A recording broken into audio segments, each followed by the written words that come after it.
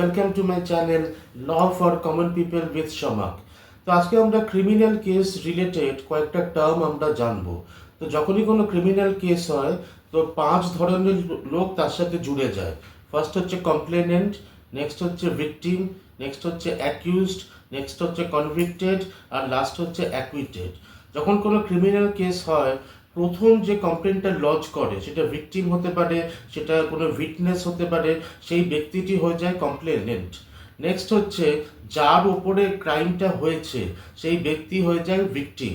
Number 3 কি আছে? Accused person, মানে যার এগেনস্টে অ্যালিগেশন আছে যে এই ক্রাইমটা হয় নিজে করেছে নয় কাউকে দিয়ে করিয়েছে, সে তখন হয়ে যায় অ্যাকিউজড পারসন।